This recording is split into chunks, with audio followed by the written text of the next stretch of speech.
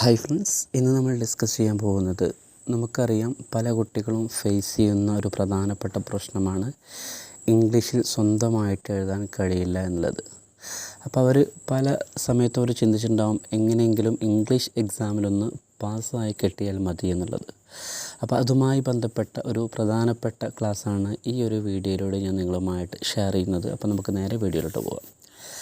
നമുക്കറിയാം നമ്മുടെ +1 English exam അതല്ലെങ്കിൽ ഇമ്പ്രൂവ്മെൻ്റ് എക്സാമാണ് ഈ മാസം 29-ാം തീയതി നടക്കുന്നത്. എല്ലാവരും എക്സാമിന് വേണ്ടി പ്രിപ്പയർ ആയിരിക്കും എന്നാണ് ഞാൻ വിചാരിക്കുന്നത്. കാരണം നമുക്ക് ഇമ്പോർട്ടൻ്റ് ആയ കുറച്ച് ചാപ്റ്റേഴ്സിൻ്റെ ചാപ്റ്റേഴ്സിൻ്റെ സമ്മറി പഠിച്ചാൽ തന്നെ നമുക്ക് എന്ത് ചെയ്യാം, ഏകദേശം നല്ലൊരു രീതിയിൽ നമുക്ക് എന്ത് ചെയ്യാൻ പറ്റും, ഈസി ആയിക്കൊണ്ട് മാർക്ക് സ്കോർ ചെയ്യാൻ പറ്റും. അപ്പോൾ ഇംഗ്ലീഷിൽ സ്വന്തമായിട്ട്, അതായത് ഓൺ വേർഡ്സിൽ എഴുതാൻ കഴിയാത്തവർ പ്രധാനമായിട്ടും ചെയ്യേണ്ടത്, ഇംഗ്ലീഷിൽ ഒരു 8 ഇമ്പോർട്ടൻ്റ് ചാപ്റ്റേഴ്സ് ഉണ്ട്. ആ ചാപ്റ്റേഴ്സിൻ്റെ സമ്മറി പഠിച്ചാൽ തന്നെ അവർക്ക് എന്ത് ചെയ്യാം, അതായത് അവർ നിർബന്ധമായിട്ട് സമ്മറി കാണാതെ പഠിക്കണം.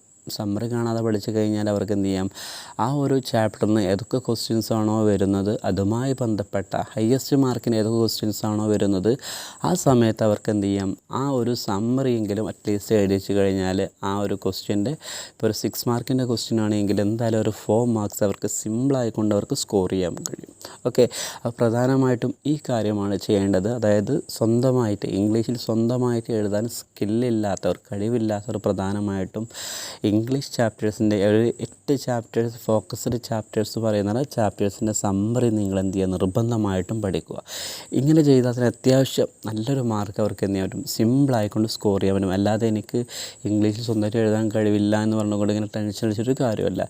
ഈ ഒരു മെത്തേഡ് നിങ്ങൾ ഫോളോ ചെയ്ത് കഴിഞ്ഞാൽ ഈസി ആയിക്കൊണ്ട് നിങ്ങൾക്ക് എന്ത് ചെയ്യും, ഇംഗ്ലീഷ് എക്സാം സിമ്പിളായിക്കൊണ്ട് എന്ത് ചെയ്യാൻ പറ്റും, പാസ്സാവാൻ കഴിയും. Okay, anyway